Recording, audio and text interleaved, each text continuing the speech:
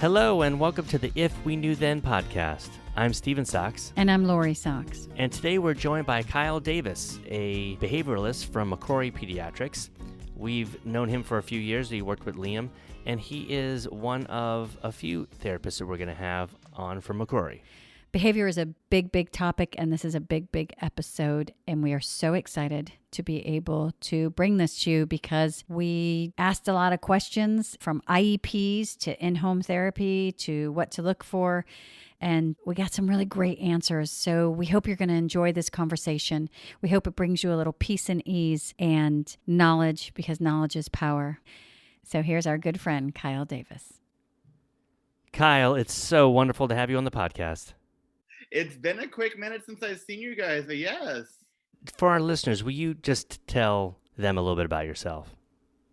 So my name is Kyle Davis. I know this wonderful family because I was one of their son's providers. I am a certified BCBA, board certified behavior analyst. I have a bachelor's degree in history from Purdue University, a teaching certificate from Western Governors University, my master's in education from Arizona State University, and then the credential of the BCBA. I have worked in ABA for a little over 5 years now, and I have recently moved to California in August of 2016, and I've loved it ever since then. How did you become a service provider? What motivated you to do this?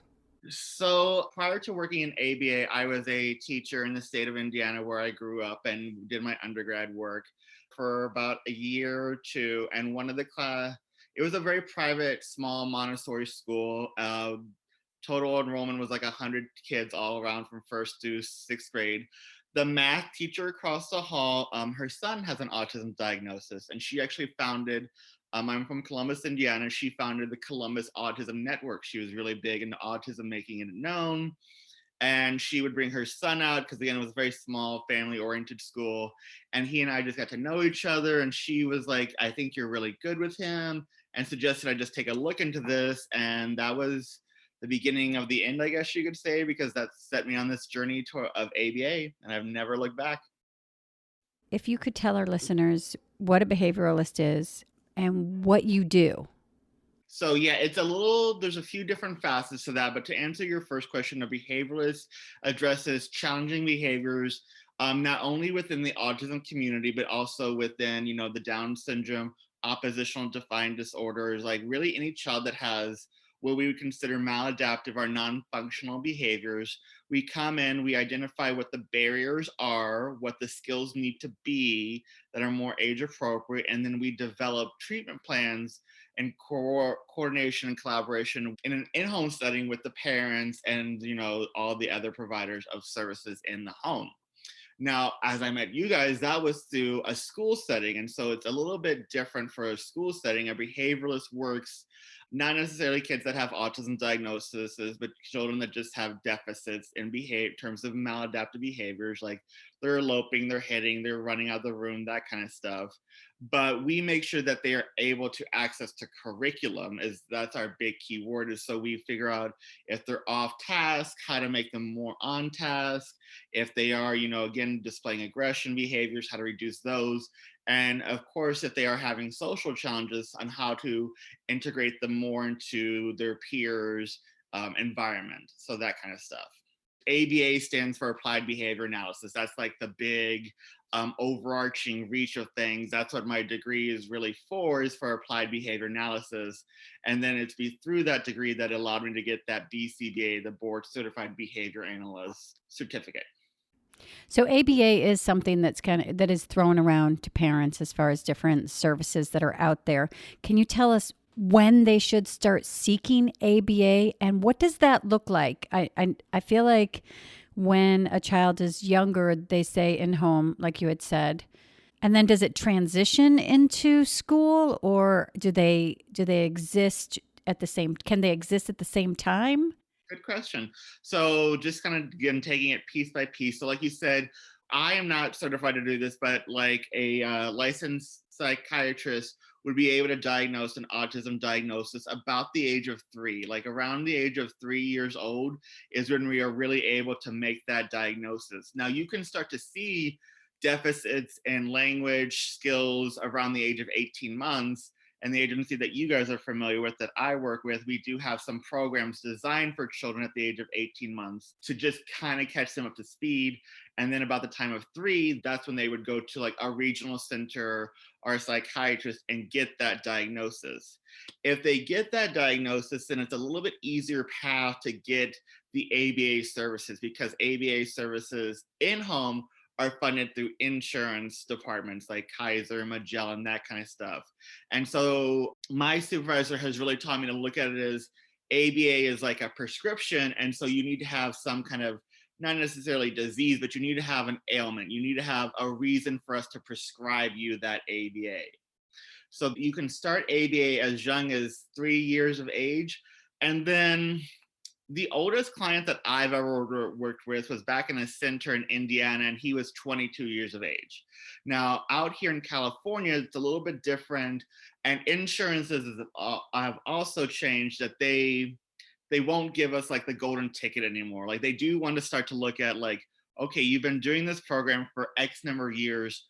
When is the end going to happen? Now, we can't give them a guaranteed date, but they do want us to be striving towards what we call a transition to more adaptive skills. And that usually happens around the ages of 13, 14, when if we've done our job as behavioralists right, they aren't running out, they aren't screaming, they aren't having those challenging behaviors anymore.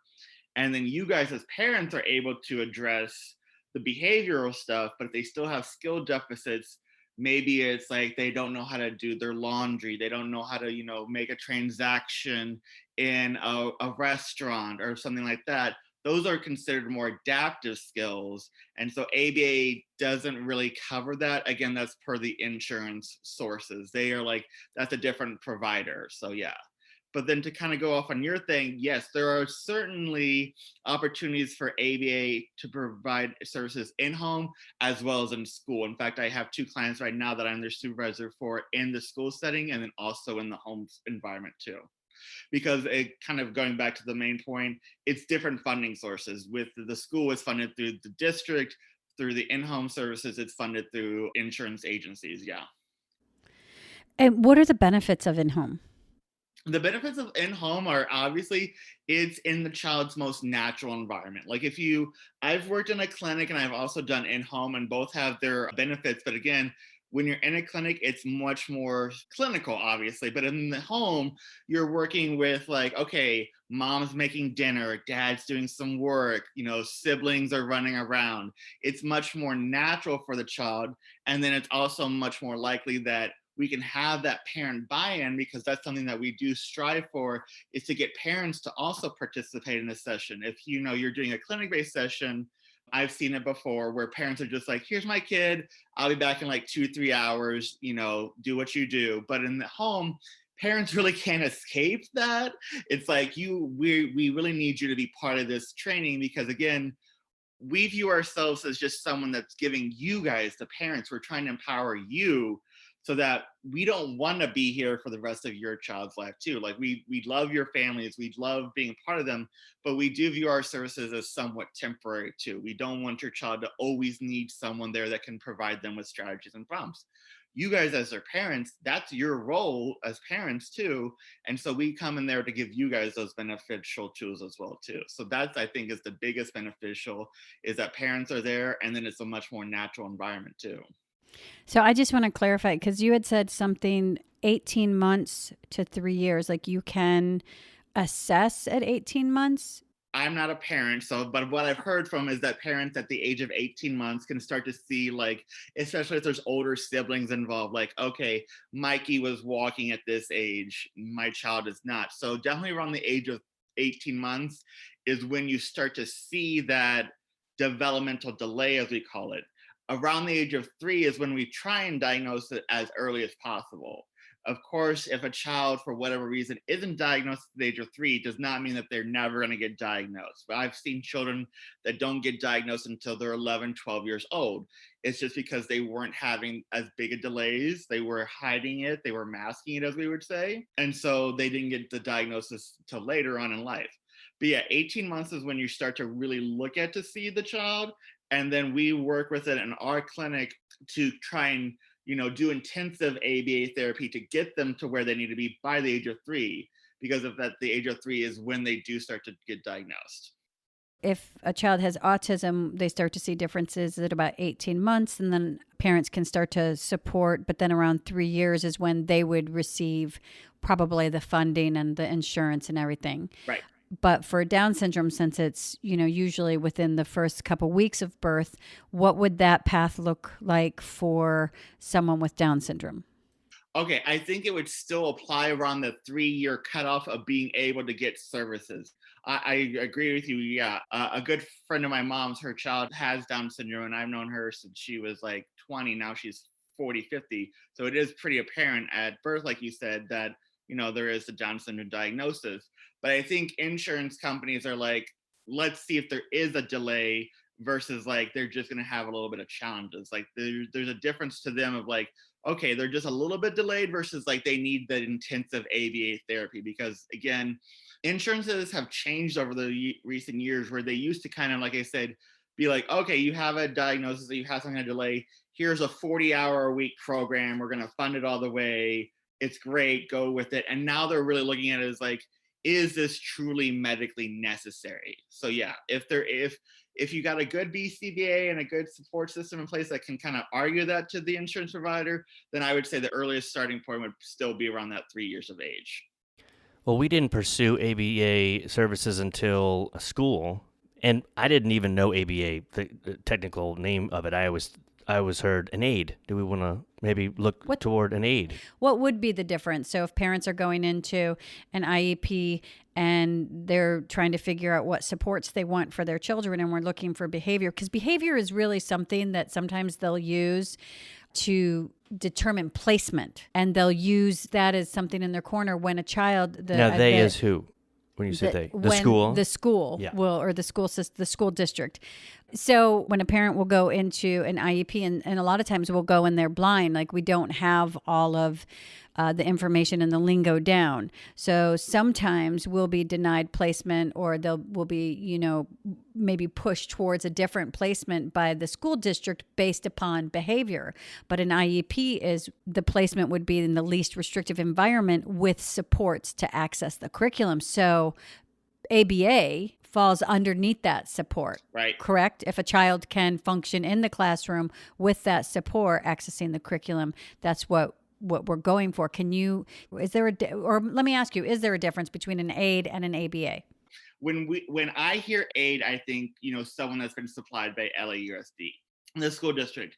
Now, if you're wanting someone that has ABA background, then the term is BII. And I think you guys are familiar with that term. BII would be someone like your child's one-on-one support, and BII stands for Behavior Intervention Instructor. So that's like the boots on the ground, is like I say, the one-on-one with the child. And then my role would be the BID, Behavior Intervention Director. Yeah, so that's the fundamental difference, is that, no disrespect to, again, the district, but when I think of aid, it's just someone that they've gotten that maybe worked there 20, 30 years and is great, but doesn't necessarily always have an ABA background. If you're looking for someone with an ABA background, you're really looking for that BII/BID support. An aid can help in a classroom. Like a teacher's aide is basically what an aide is. They help in the classroom, and they support the teacher, and it's academically more so, correctly? Because a BII doesn't really support academically, it's for behavior. Yes, good point. Yeah, an aide, depending on what they're functioning in the classroom, could be someone that supports the child academically. It could be someone that's grading papers. Again, it's a bigger brief versus a BI that really is one-on-one, laser focused on that child, providing them with the behavior strategies under the supervision of that BID. Yeah, so good point there, Lori. Yeah. Because an aide can also help other children. An aide can help other children, and then just, taking it further, an aide can take the children to the bathroom. That's something that the BI can't do. Like, again, they're just there to deal solely with behaviors.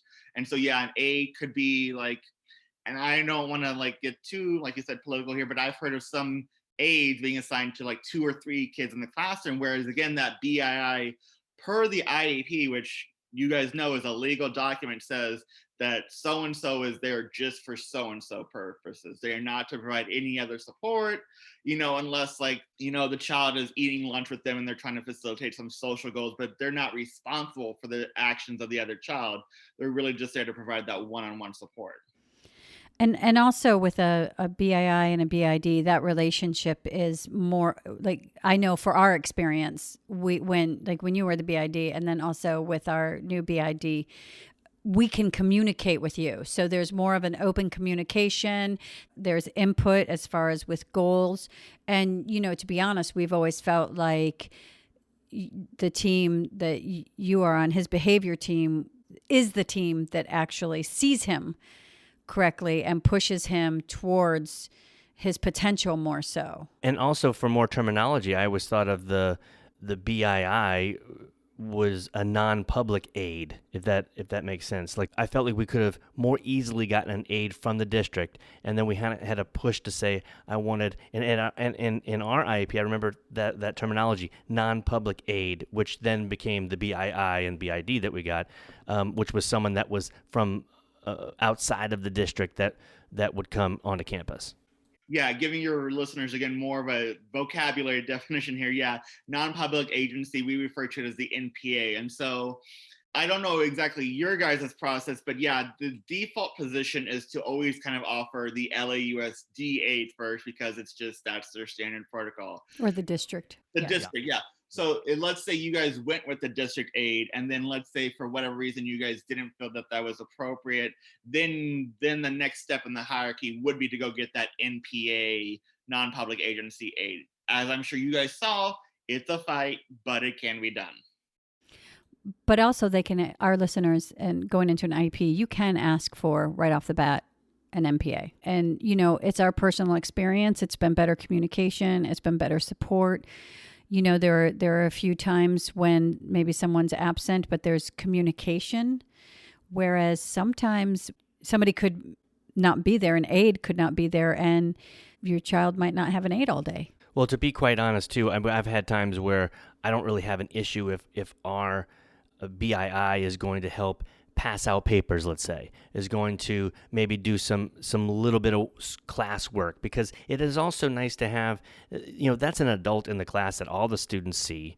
It's nice to just make things a little more smooth, where it's not like, well, that person is just for that kid. Well, isn't that a thing? Isn't that a confidentiality thing where not necessarily? See, it's different for Liam, obviously, because his diagnosis makes it a little bit more apparent that person is right there for him. But I recall in a classroom once where somebody identified, should we do a gift for so-and-so's aid? And there was, parents got upset. Parents were, look, that's confidentiality. And of course, for Stephen and I, we're like, what?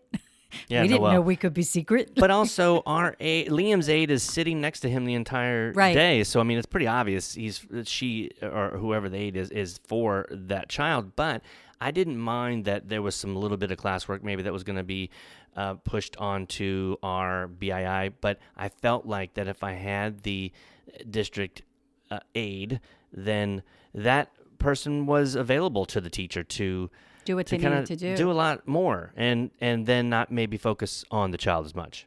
To go to your question, Lori, about like, isn't that what we would call like a violation of the HIPAA? Like, and I don't know the acronym, what HIPAA stands for. Maybe you guys do. Like, I know so many acronyms, but that one I'm just lost with. But to your point, yes, it should be somewhat confidential about who the child is working for. But then it also kind of falls back onto the comfort level of the parents too, because I haven't seen it in my time, but I've heard from my fellow coworkers that yes, some parents are like, we don't want anyone to know, like it needs to be hush hush.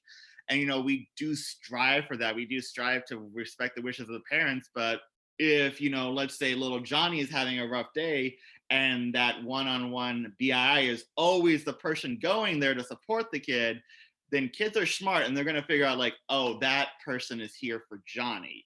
It's just, like I said, we don't live in a bubble. So it is kind of a tricky situation. And then, of course, too, your son's aide has been with him for a number of years, too. I'm sure everybody's figured out what they are there for, too. So It's just like, right.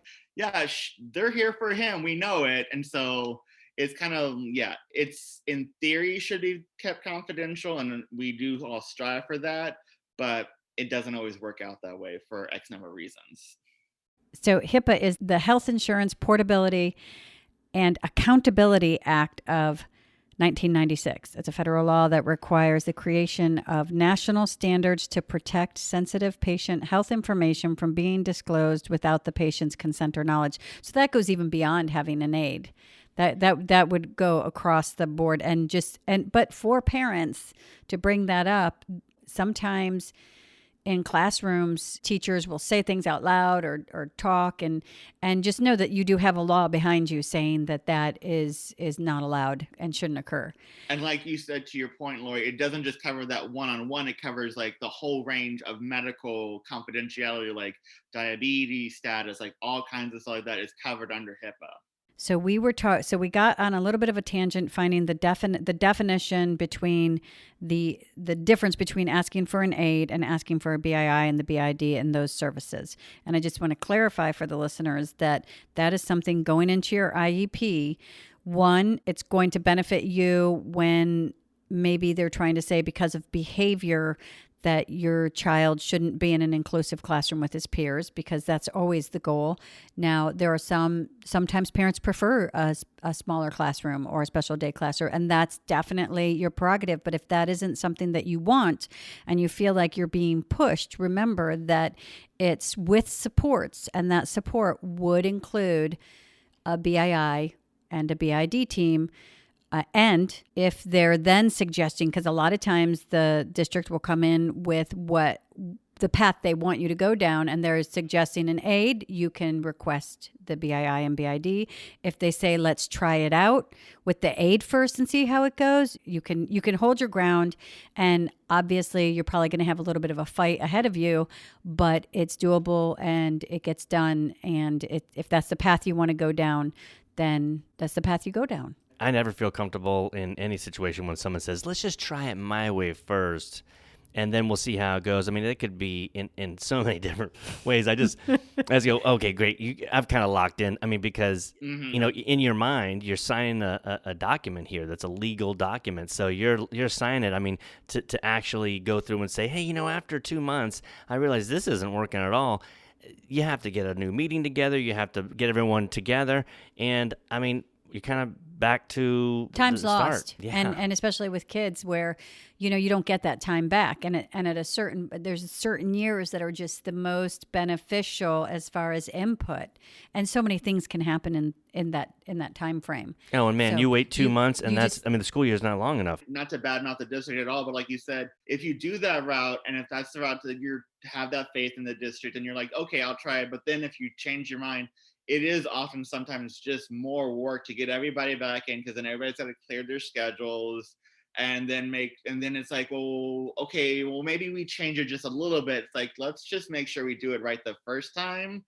To your point, like you said, the school year isn't long enough, but it's also like, we want to make sure we're doing it right at the beginning so we don't have to keep meeting over and over again. You guys are great. I love to see you all, but like, we don't like.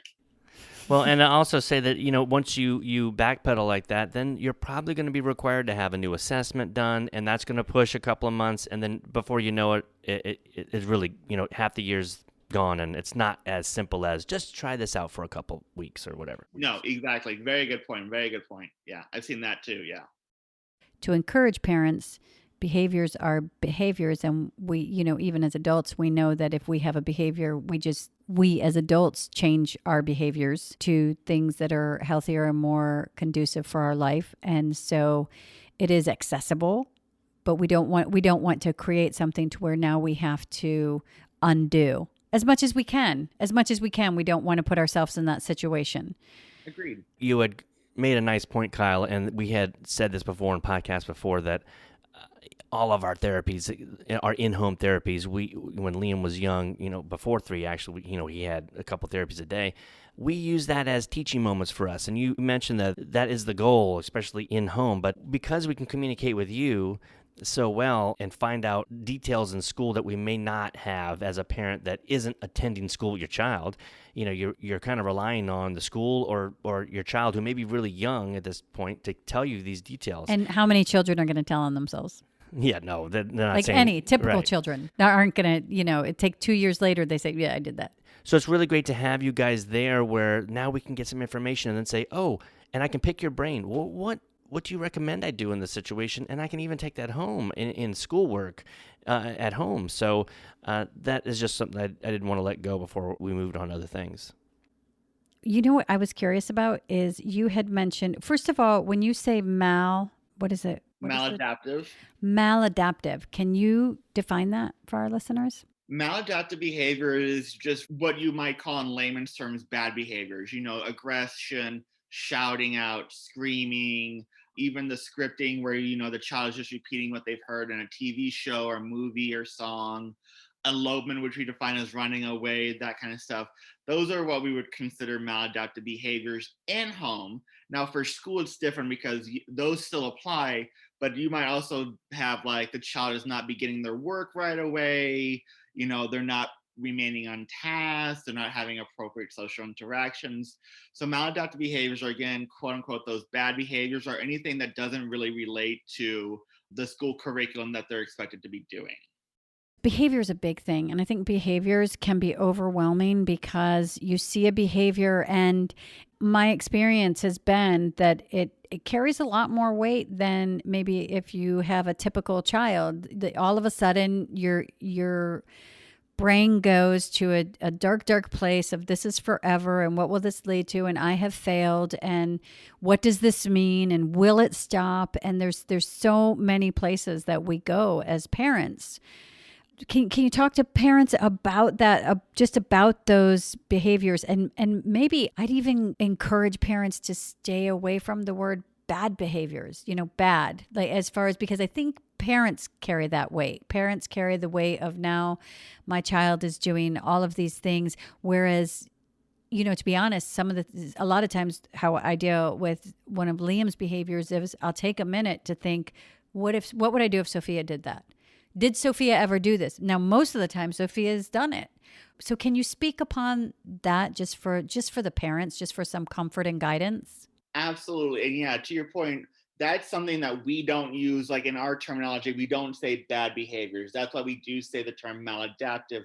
It is a bit more technical, but it really doesn't, it does take away that connotation of like, these are bad. It's just not what is most appropriate for the situation or the most, even I would say, too functional. Like if you're asking a child to read the assignment and they're over there scripting their story or running out of the room, that's not a functional behavior that you're asking for them to do. You're asking them to read the assignment. And so that's why we don't use that term really, except for when we're trying to break it down really and get the understanding. I do see your point, Lori. Yeah, we don't like the term bad behavior because to us, behavior is everything. Like talking to you is a behavior. Walking across the room is a behavior. Behavioralists use the term, and this might make you guys laugh, we use the term dead man's test. If a dead man can do it, then it's not a behavior. So anything that a dead man can't do is a behavior. So if you're like, well, he's laying down there, well, yeah, a dead man can do that, so that's not really a behavior. Like, yeah, sure, he's sitting there. That's great. That's fine. Totally cool. So yeah, myself too, when I first got into ABA, I did think of behavior as like that bad thing, like, oh, they're acting up. But really, behavior is just any kind of action or like response in the environment.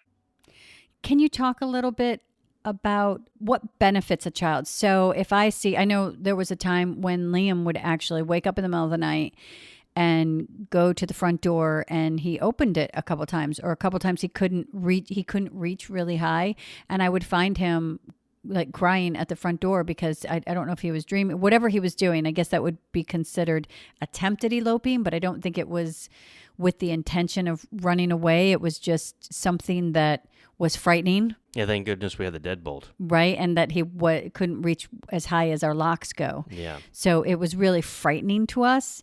And, we had that point where we thought, what does this mean? How long will it last? Is he in danger?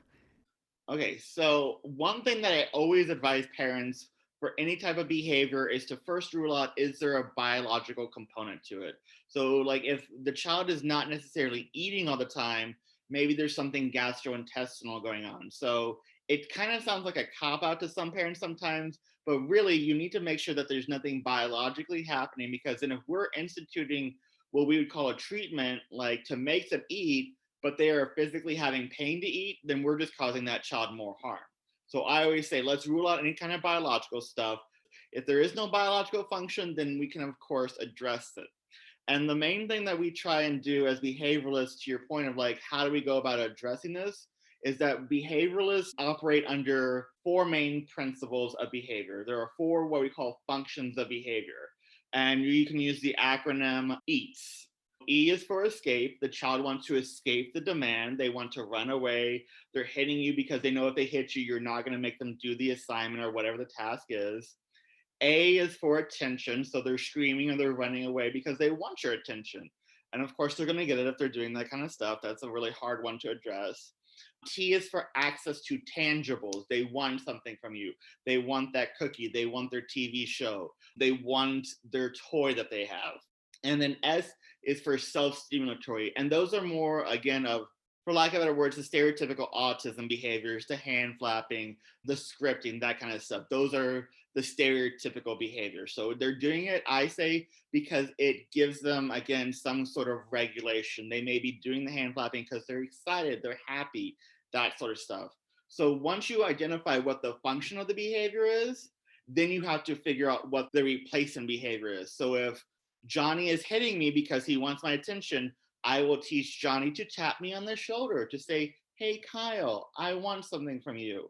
If they're doing it for escape, then we block them from escape and make them complete the demand, and then they can ask for a break, which is a more functional and appropriate way to get that escape. Again, if you guys are doing work with your kids, and if one of them is like, hey, I need to take a break, you're going to give them that break. But if they're going to hit you, I know you guys as parents, you're going to be like, that's not going to get anything from us. Like, we're just having a good time here, I guess. So, yeah. Because when you talk about the self-stimulatory actions, parents get really self-conscious about that. I know that, when Liam was younger, and it would be because, his speech wasn't completely in or it was coming in, maybe he'd make a noise or he'd holler because it's easier because other people don't understand him. But can you give parents some guidance or support?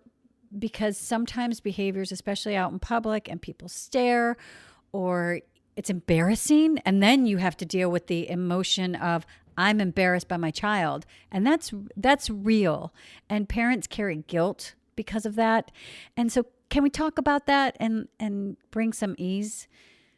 So again, going off, like I said, about the replacement behavior. So we have to identify, and that one's a little bit harder to identify what the child is getting out of it, because, depending on their, not necessarily their cognitive ability, but their vocal ability, we could ask them like, why do you do this? Oh, because I'm happy. Okay, then here's some alternatives that you can do. You can say I'm happy. You can jump up and down. You can, give them that alternative replacement behavior, and then reinforce that by giving them lots of attention, lots of praise, like showing them that you're really happy. Because at the end of the day, the child's biggest reinforcer is the parent. Like, really, you are the one that gives them all the good stuff. You give them the food, the shelter, the toys, whatever they want, really. So you giving them that praise will give them the motivation to be like, and I have a child right now, a client, I don't have a child, I have a client right now that is engaging in that stereotypical behavior.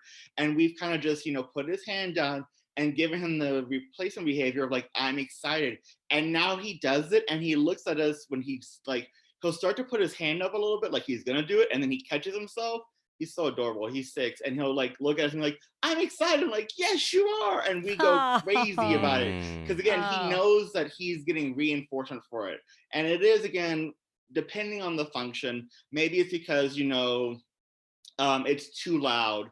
And then so again, to your point, Lori, it is somewhat of an embarrassing situation, but maybe that child just needs headphones when they're out in public. And, that's a different conversation to have. But it's also a teaching moment for the community of like, my child has this need of like, it's too loud for them. You may not think it's too loud, but they are saying it's too loud for them. And I, as the parent, are going to do what I can to make sure that they feel supported. So, I mean, it kind of goes back to like, again, figuring out why they're engaging in that behavior. If it is a stereotypical behavior, it's still serving a function for that child. It's just really hard to figure out what the function is a lot of times, because that child may not even have the ability to express why they're doing it. So And I again, to your listeners, Lori, I definitely sympathize with you guys. I know that it's in those moments your child is acting up and you're just feeling the weight of the world, but know that for them, it's there's some reason that they're doing it. We just have to figure out why, and then a good behavioralist will definitely give you guys strategies on making it a more appropriate replacement behavior. We say so. Yeah, we feel for you guys. It's impossible not to work with these families and not to develop love and respect for them too. So we don't want you guys to feel like, oh, I really need to run a target, but my husband's at work right now, so I can't go because my son might have a moment. Like, we don't want that for you guys. We want you to be able to live your lives as traditionally, I don't like to say normally, but as traditionally as possible. Like, if you need to run to the store to grab milk, go to the store to grab the milk and take your child with you, and know that we're going to work with them on getting them to be able to regulate, because that's really what it is too, is to regulate their emotions too. Well, it feels like such a social stigma, and so I think that's legitimate for parents, but also I think we can also take a little breath and know that there's things I see in Liam that he does on his own time he likes to do. He plays with these three bears. He likes to just keep kind of juggling them, letting them throw in the air a little bit and letting them fall. He likes to take decks of cards and sort them. He likes to take cards and kind of put them through his hands and let them fall into the ground. These are things that are soothing for him for whatever reason. While maybe he's watching something or listening or reading, even when he's reading a book, he'll do it sometimes. And to me, I kind of go back to, I remember in improv, there were people that were just, in improv, they would slap their legs all the time. They didn't know what to do with their hands. They'd slap their legs, and that was, and they didn't even know they were doing it or making any noise. And we'd be like, well, we're kind of being distracted here by your slapping your legs. I know it's giving you some comfort in a nervous situation, but, maybe work on that. But also people, always rub their hands together or push their glasses up with their finger. I mean, of course, glasses can fall down, but people adjust their glasses all the time. It's just it's a movement. People talk with their hands. These are things that are socially allowed because we're kind of used to it. But I think it's the same vein. It's this comfort thing, or what you were saying, a regulation. And it just takes on so much more weight, I think. First of all, like you said, that's the best way to figure out if it is a self-stimulatory behavior is, will the child do it when there is no one watching them? Because like you said, we've ruled out it's not for escape, it's not to get anything. Is it for attention? So I've never done it, but I've seen in case studies where they will literally put a child in like an enclosed room and just be like, will the child do this behavior when no one is watching? So good point there. Like, yeah, that's really, like you said, is if the child's doing it when no one's around, then it really is just to kind of self-soothe themselves. It's not to get attention, it's not to get access to anything. So, and then mine, I don't know if you guys have ever noticed, like, but sometimes I just like to pop my neck. Like, it's just like a feeling that feels good to me. And I know that I do it in situations. I did it, honestly, Lori, 2 minutes ago while you guys were talking. And I just like, it's just something that obviously you guys are here watching me, but I just do it. And again, it feels good to me. Like, I like to feel my neck. I know that's probably really weird to your listeners, but I just like to feel my neck pop sometimes. And if it's a good one, I'm just like, oh yeah, that felt right. And then people are looking at me like, sorry, I just like to pop my neck.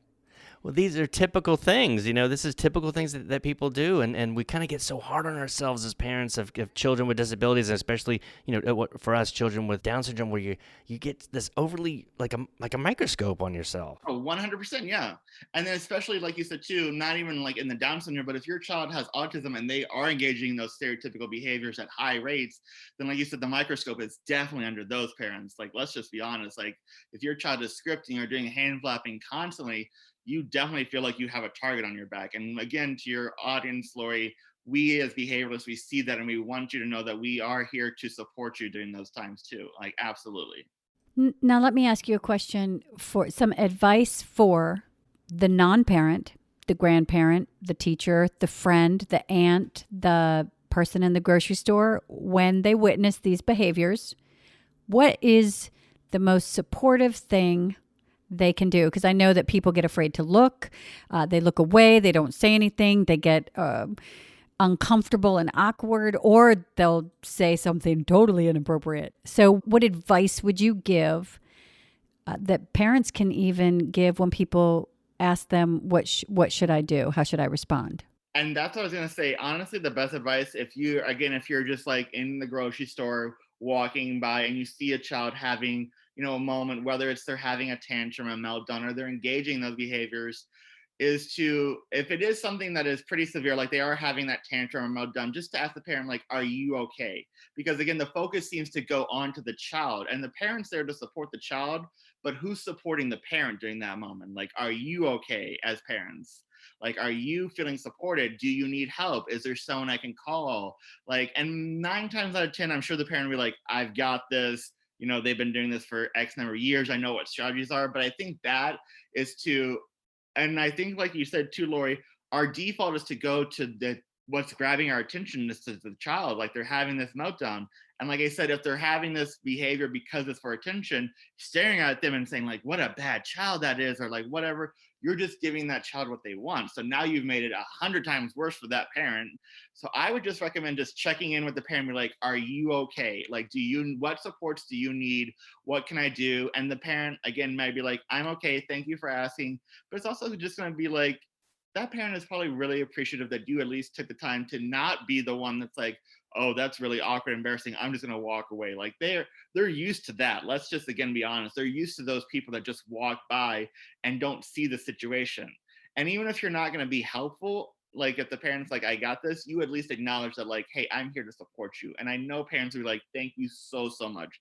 That parent will remember you opposed to the parent that just walked by. And that would be a pretty severe thing that you witness. I mean, obviously there's things that you see, different movements or different things that just we would say weren't typical of a typical person. Now, it's easy with Liam and people with Down syndrome it's a physical thing that most people can identify with at the end. But still, I like the thought of asking the parents, hey, you need anything? Yes. Can I help you? Yes. Or I see you? Or even just make eye contact. I know for me, making eye contact and saying, you okay? Because I don't think the you okay is... do you have a grasp on this? I think it's, just on a human level, how you doing, mom? You identify and you see. And I mean, I know for me, going out into public when there might be a behavior, or especially when Liam's speech was coming in, so different sounds would come out, and I would be so self-conscious. And parents and kids, they stare.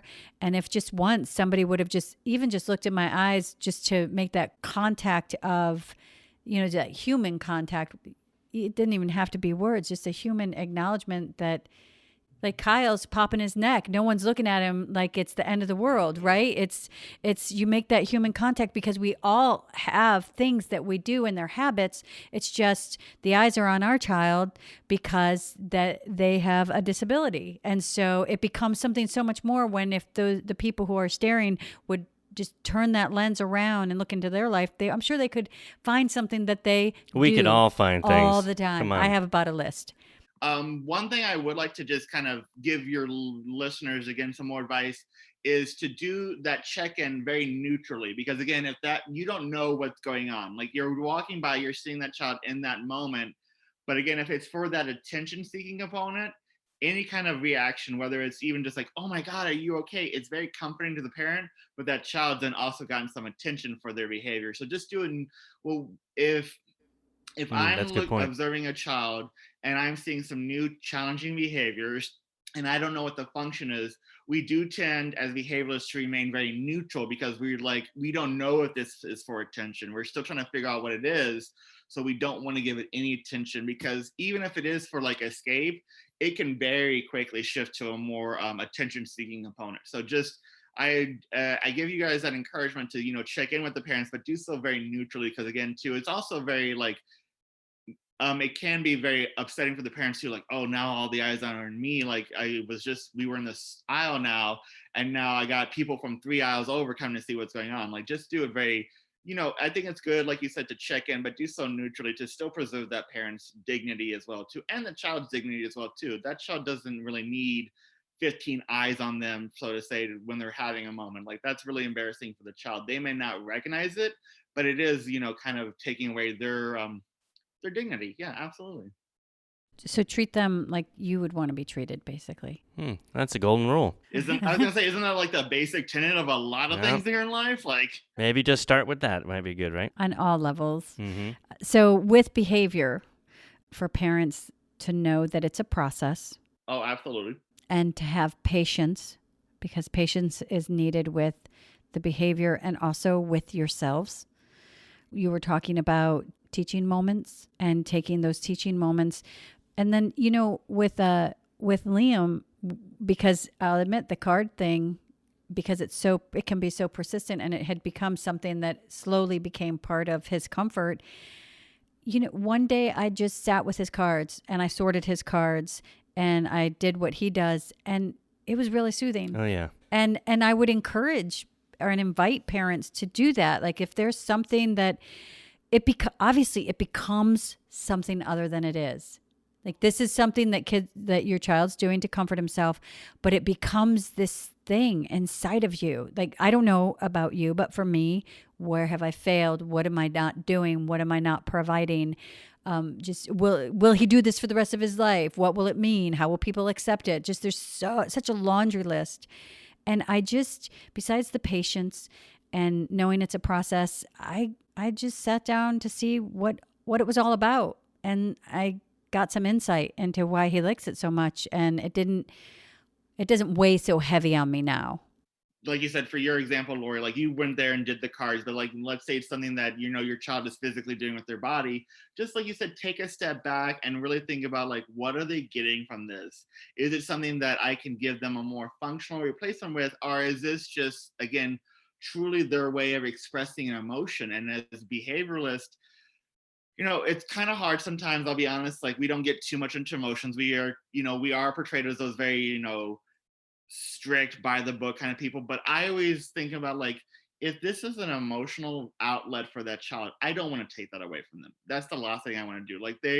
Again, just being very transparent with you, they already have enough that they're working against in certain regards. I don't want to take something away from them that is giving them joy or giving them an outlet for, how they feel. Like, if they're being aggressive, then we absolutely need to address that. But if this is a way for them to express a positive emotion, then let's figure out a more appropriate way to do it if we can.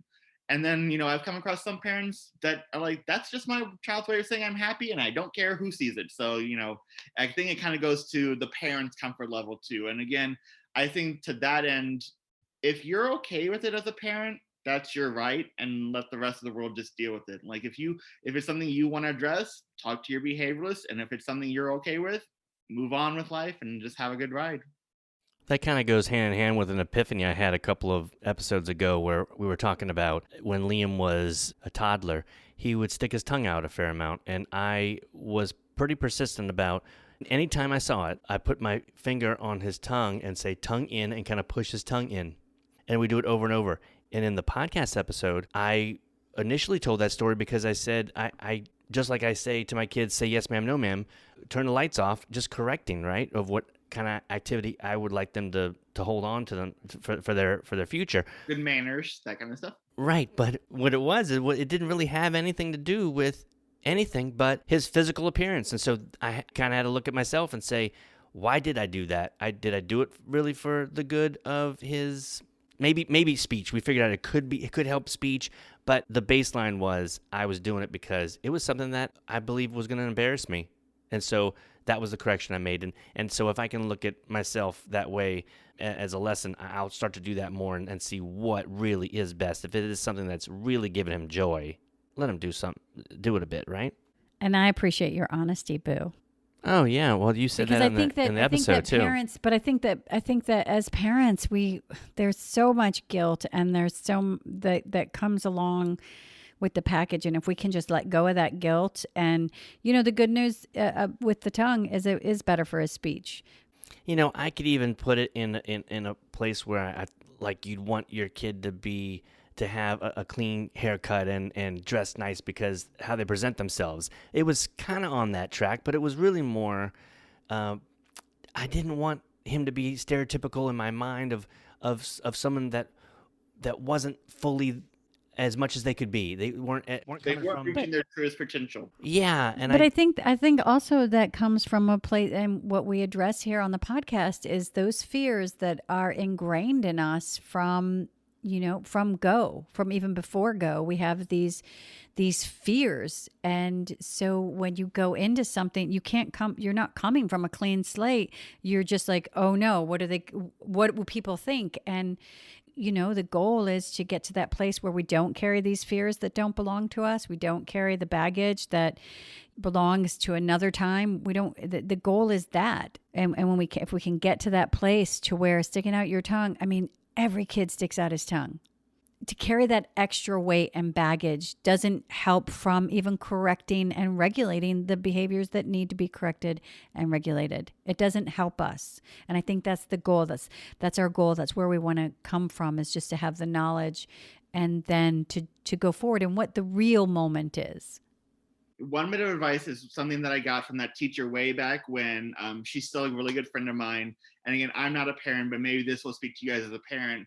But when you find out that you're going to have a child of any kind, you automatically start to plan out their life. Like, that's just something that's a given. You're like, okay, they're going to go off and do this kind of stuff, and they're going to play this sport because that's the sport that I played.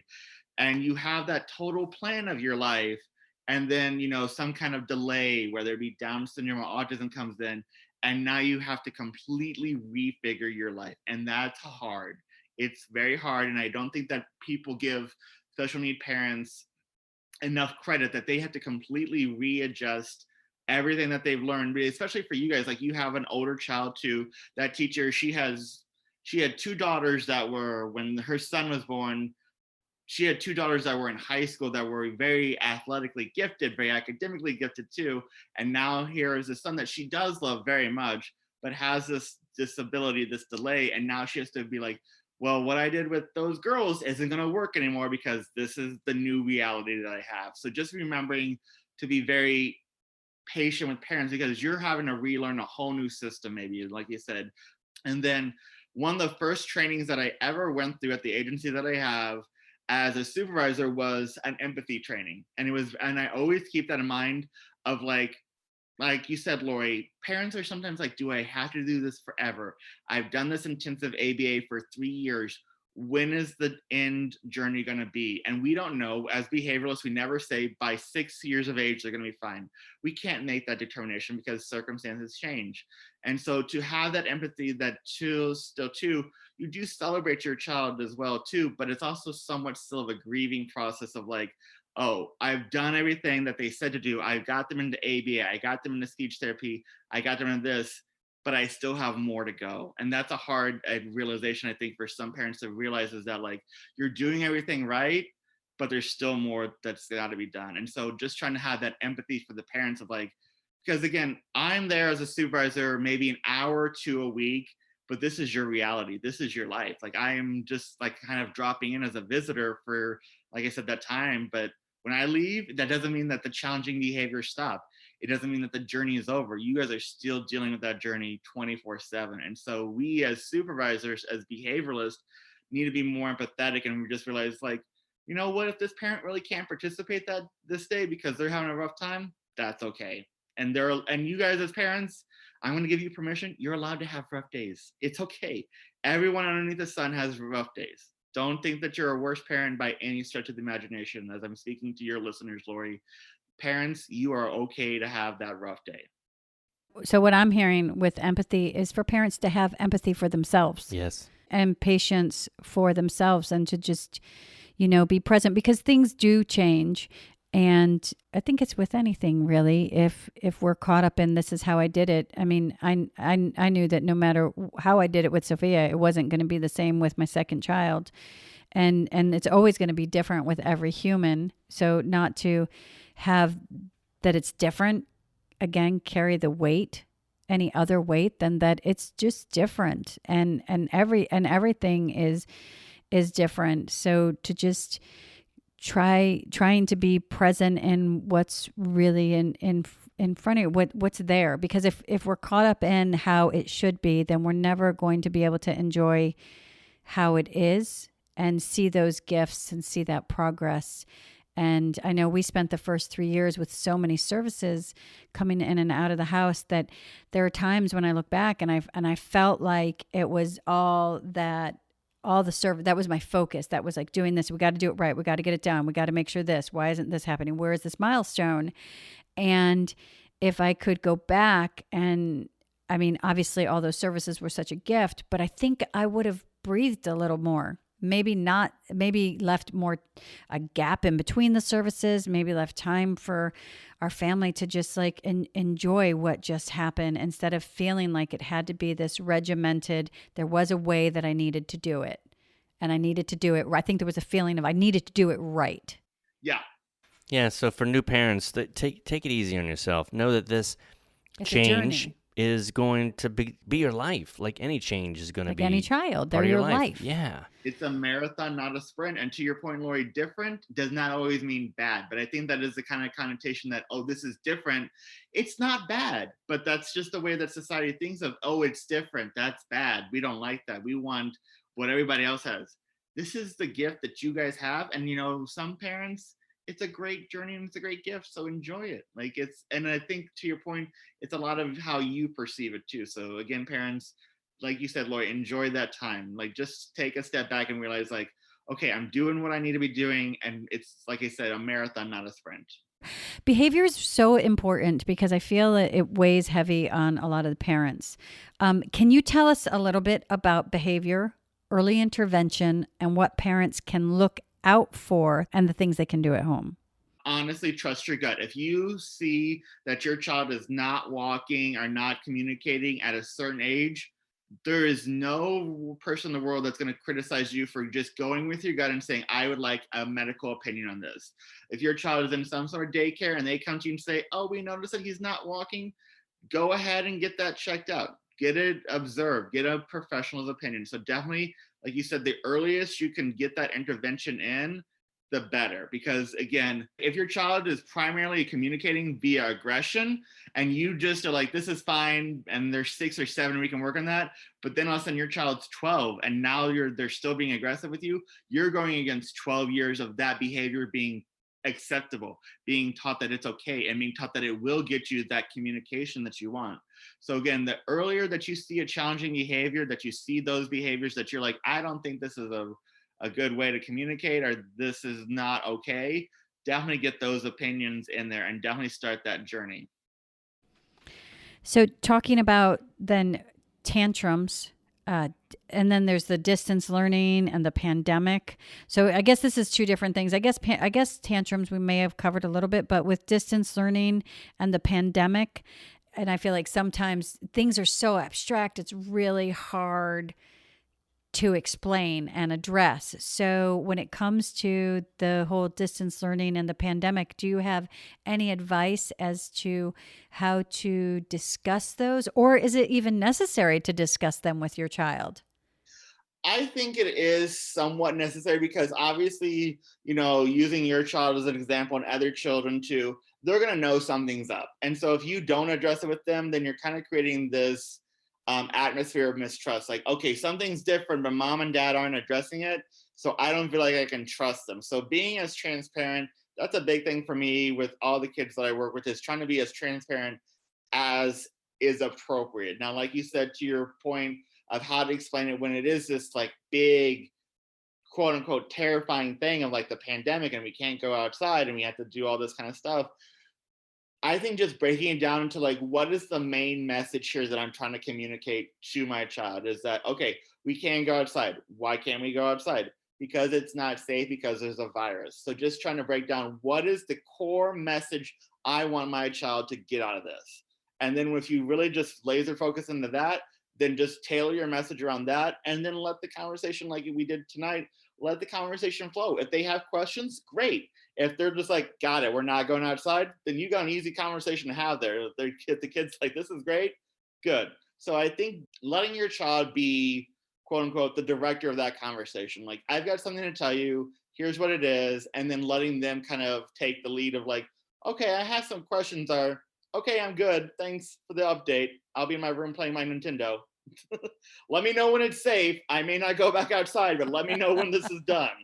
And that's one of the points that you can then enjoy that. Exactly. You don't have to break it down into like, well, there's this disease and we haven't handled it well and we're getting this vaccine, but the vaccine may be so. Your child's like, I got it. We can't go outside. Done. I love that. Okay, so there is a lot of concern with age appropriate behavior. I see a lot of concerns, and sometimes the concern is with behavior, that would never be questioned really in a typical child, like liking the Muppets or going to Disneyland or a favorite toy. Can you talk on that? Both the acceptance and then when to identify something, or do you need to identify? Can they just like they like to, just like somebody likes to pop their neck? Can they just like Disneyland? Can they just wear the shirt with the Muppet on it? So the big thing that I try and identify is how does this impact them in their environment? So like you said, if it's something that they like and they're able to move on from it, like let's say, this child is 14 years of age, but they still like to play with Legos, where all the other kids in the classroom are playing Fortnite or, whatever else. If the child is able to put the Legos down and then go interact with their peers, then that's fine that they're taking that time to go play with the Legos. But if that's all they want to do, then that's what we would call a barrier to socialization. And that's when we need to address it. It's okay, again, like you said, if that child enjoys it, if it's a little childlike, I mean, I'm 35 years old and I still love Disney movies. That's fine. I love it. Robin Hood from 1973 is a classic. I'll say that out loud.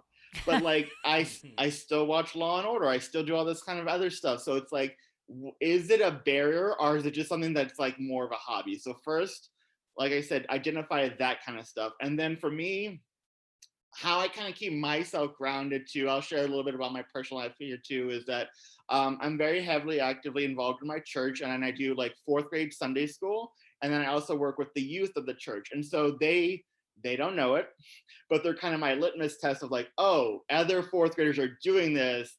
It's okay if I see one of my clients doing that. And I do share that with the parents if they're like, well, are other kids doing this? Yeah, I work with the kids at my church, and they're like, I've seen second graders doing this. It's fine. So find some way to really evaluate, not maybe like one or two kids, but really a good sample size of like, okay, talk to your kid's teacher, like, okay, Johnny's still into this. And the teacher might be like, yeah, all the kids are still into that.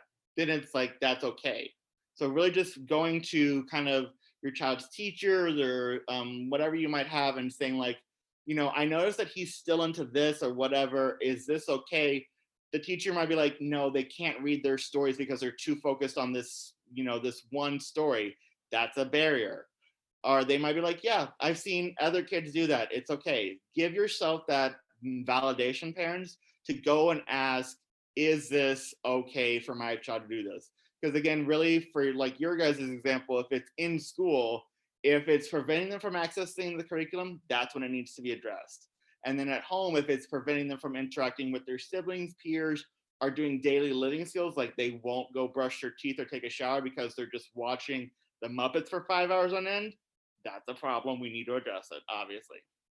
Yeah, to be a little easier on the case too, because I understand that if it's something that's blocking something, yes. But I mean, being from Louisiana, I have hundreds of people I've known in my life that always wear an LSU hat, wear LSU shirts, t-shirts everywhere. They have a room that's completely decorated in purple and gold. That's they all they think about is LSU in certain times That of the can year. cause a barrier. But it's and we've gone to Disneyland and seen people that dress up as the characters and probably go once a week and have all the pins they collect. But that's just a hobby, right? So when can you have to evaluate that, like you said, when is it more than a hobby? And that's really when to concentrate on it. And you would call in like a behavioralist, or you would get a behavioralist. But let me just say, let's just say they play with Legos. Let's say your child plays with Legos and you feel like they're too, but Legos is something that adults play with all the time, first of all. So that, but if you're still judging that, is it a barrier?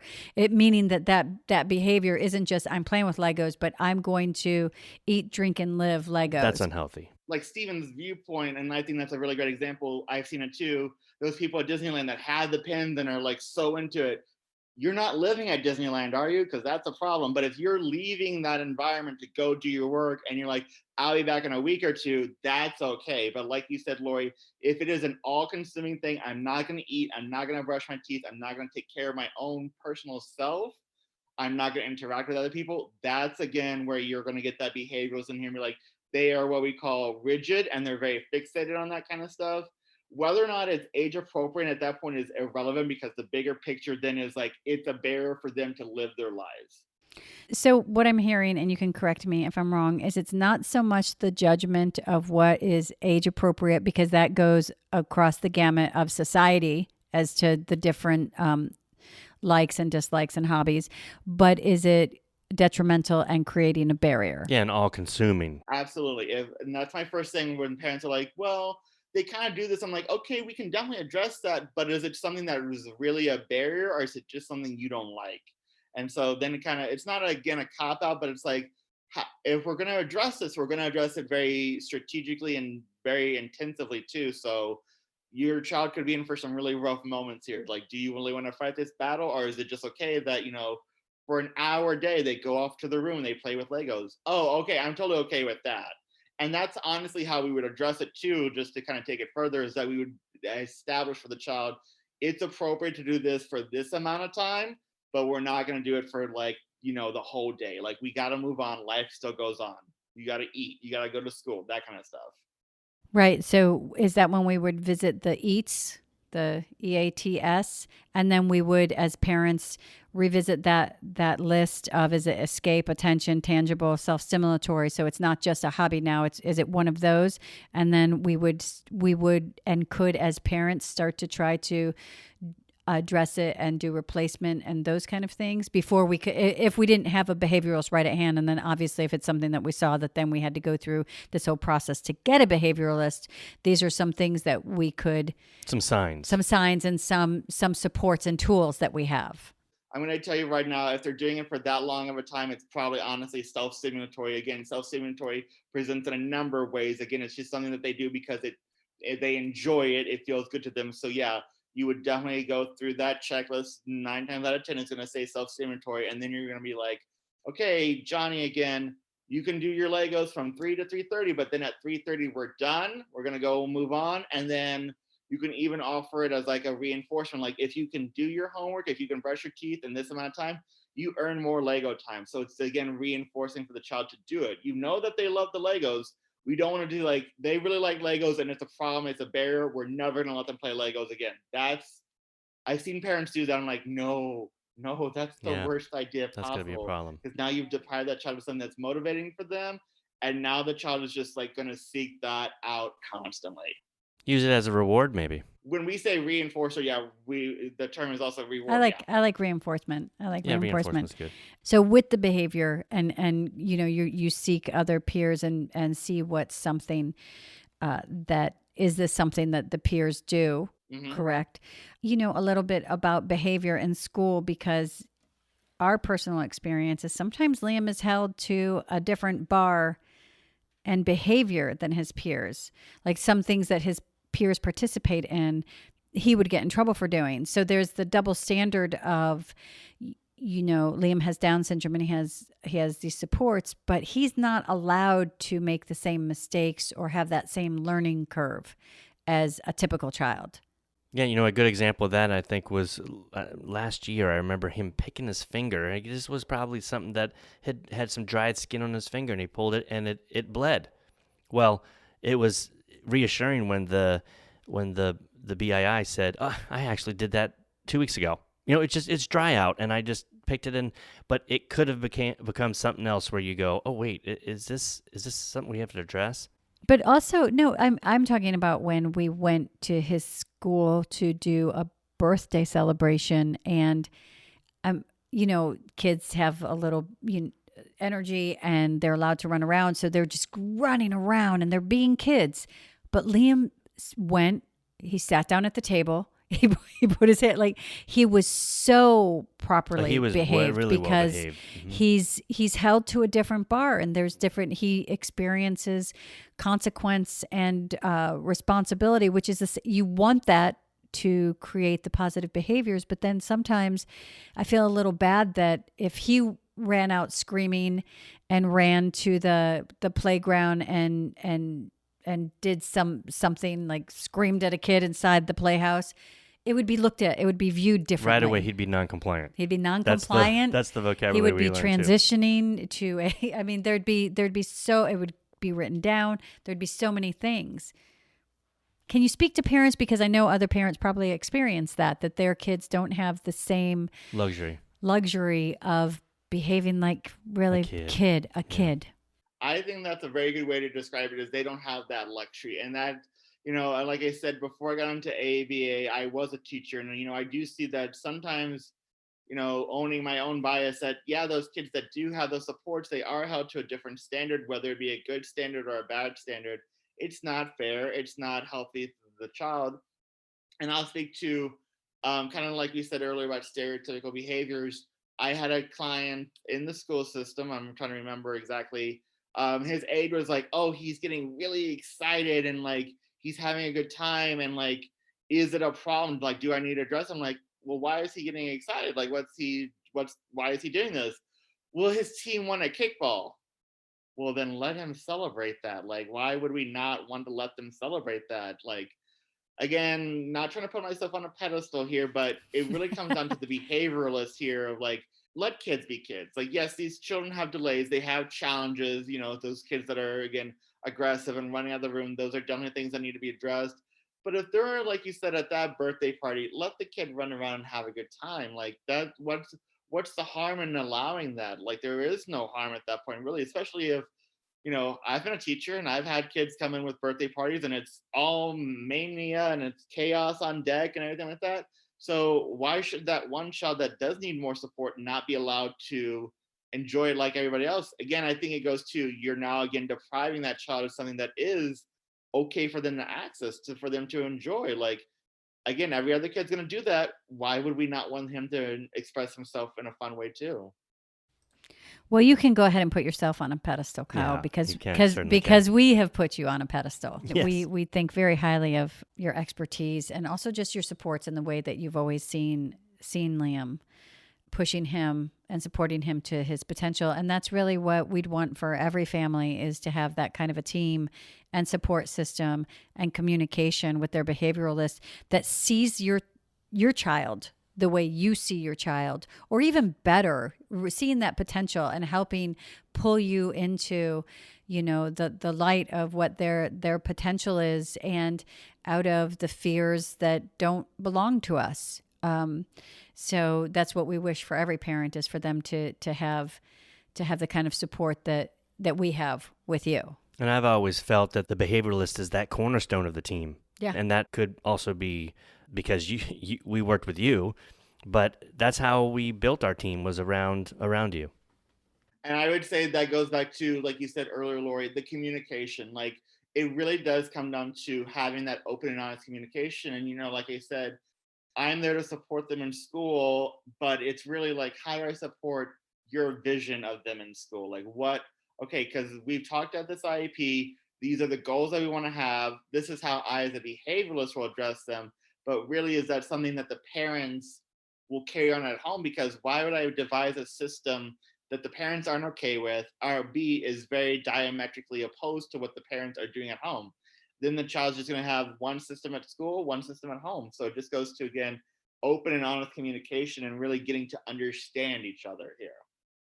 And parents, I encourage you to do that. Like, if you had that, this is the team that you're creating, and know that you're creating it for your child. So whether it be in-home services, you have the right to keep going until the pieces of the puzzle fit. And if you're going into school and you're looking for an IEP, you're going into your IEP, whether it be your first one because your child's 3 years old and entering preschool, or into a different grade or at a different milestone, know that you have a little more knowledge as to what the words mean and what the services are, and you follow your gut, and everybody's gut's going to serve them. So like, what was good for us isn't necessarily good for the next person, but do what you feel is right, not only for your child, but for your family and for the entire team that you're creating, because it's supporting, and it's a big part. Behavior is a big part of your life, and you want someone who's also going to do that, nudge you every once in a while and shine a light and say, hey, this is just, everybody has behaviors. Everybody has moments. Everybody has this. So find someone who has empathy, and have that same empathy for yourself and for your process and journey.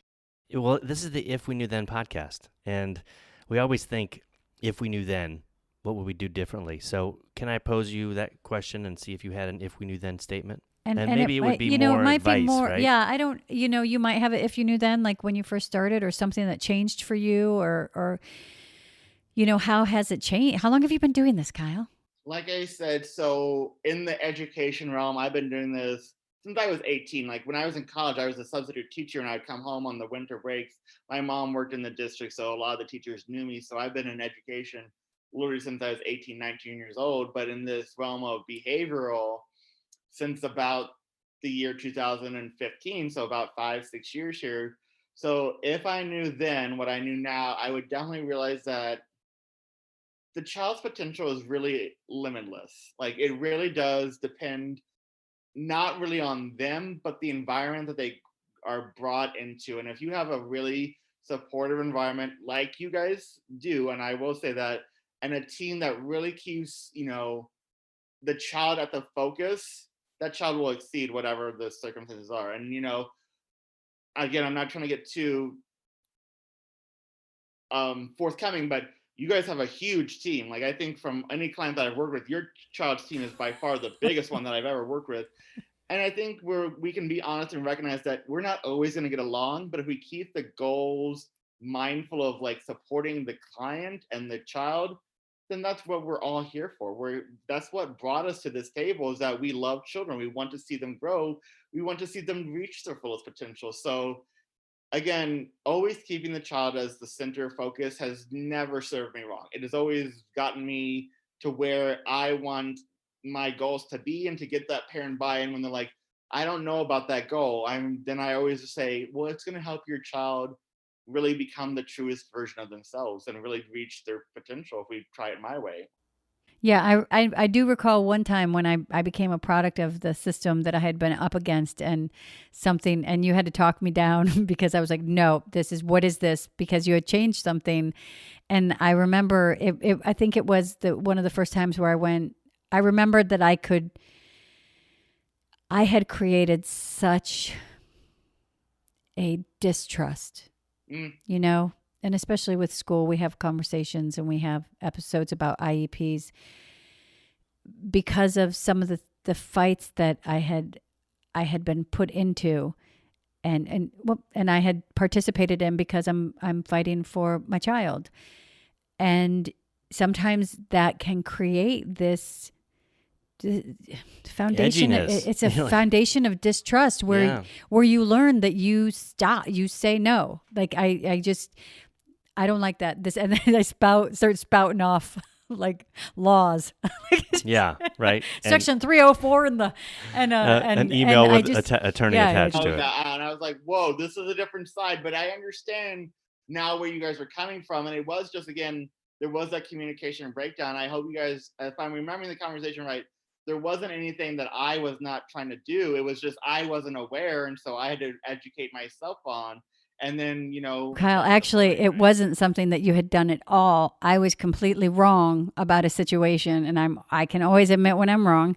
I was completely wrong. You had mentioned something, and the verbiage looked a lot like a conversation that was something that we had fought for a long time, and I reacted. And maybe it's because you're a behavioralist. You knew how to handle me.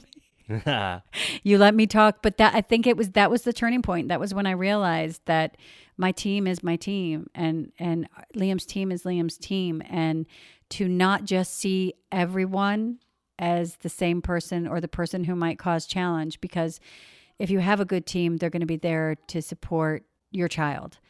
Just even what you said about if you knew then about reaching potential, I think that's why we appreciate you so much, and you're such a gift, and you've been so generous with your time tonight. We appreciate you on a professional level and a personal level, and we thank you for being on the show. You're very welcome. And I will say too, if I can get on my soapbox for a minute, ABA has been around for quite some time, but it didn't always have a positive image too. Early ABA was very much like, we're going to sit at the table, do this work, and like it was very punishment derivative as well too. But now in this new generation, it is more like, how do we support? How do we get the natural growth too? So thank you for allowing me to kind of, from my point of view, dispel some of what the rumors are about what behavioralist is. Like, we're not going to make your child to the table for 5 hours at a time. We're not going to tell them no all the time. That's not what we do. That's what people used to do, to be fair. Like, that is what it started out as, but now we've grown so much for that. So I want to thank you guys for allowing me to use this to further that messaging. Do you have any recommendations of books or resources or places that parents can look? I know that Nikki McRory did the first episode in the series, and she mentioned the website and that people could put questions there as well. Does that go for behavior as well? They could reach back to the McRory website? They could definitely reach back to the McRory website. A book that I've read that I would recommend is The Reason I Jumped, The Inner Voice of a 13-Year-Old Boy with Autism. And so this is a really great book that I've read, and it is the inner journey of a 13-year-old boy from Japan with an autism diagnosis, and really explaining why he does the things that he does. And I love that book, and because again, like I said, your child may not always be able to vocalize why they're doing the things they do. So this book may be a great resource for you here to do that, like to get that understanding. And then I don't know if it's kind of cheesy or not, but a great social media resource that I do use, because she does post resources. It's an Instagram account called Life with Grayson and Parker. I don't know if you guys have heard of it. It's a mom. She's here in California. She has 2 children, both on the autism spectrum, and she is constantly a great advocate for her children. She's always talking about her oldest son uses an AAC, an iPad device to communicate. And so she's always posting tips on how to work with that, to deal with, because again, her children do engage in some of those stereotypical behaviors. They do ABA, and she's very transparent and honest about, like you said, the journey of a parent's point of view. Because again, I think, and it's not a bad thing, but so much of the focus is on the child, but you got to look at the parents too, and the siblings too. Like, if you can get your kid into one resource I would recommend is if you can get your child sibling into some kind of workshop that allows them to feel how they feel and to process that too, that's really helpful. Like, that's something that McRory, you mentioned the name, so I can mention it too. McRory does do sib shops. So yeah, because again, so much of the focus is on a child, naturally and rightfully so. But I think that leads to some resentment sometimes with the siblings of like, oh, the parents are always focused on my brother. Like, they have some feelings too about this kind of thing. And I think if you're really looking at the whole family, like, their voice needs to be heard too on this journey. Yeah. Well, thank you so much for your Do I time. get to see Liam? Oh, wait, let's get yeah. Liam. Hold on. Liam, hey buddy. Oh, you've gotten so tall. Hi. Oh, Liam, you're making me so happy. Are you happy? Yes. I like your Star Wars shirt. That's really cool. That was this so Wars. Zoo Wars. Zoo Wars. Yes. How you doing? I'm doing much, much better now that I got to see you, buddy. It's really good to see you. Yes, me too. All right, bye, Bye, Liam. Kyle. Goodbye. Please follow us on Twitter at If We Knew Then Pod, and you can drop us a line on our Facebook page at If We Knew Then Pod, or visit our website, ifweknewthen.com, to send us an email with questions and comments. And you can join our mailing list there and get alerts of future podcast episodes. All these links will be added to this episode's show notes. Thank you again, and we look forward to you joining us on the next episode of If We Knew Then.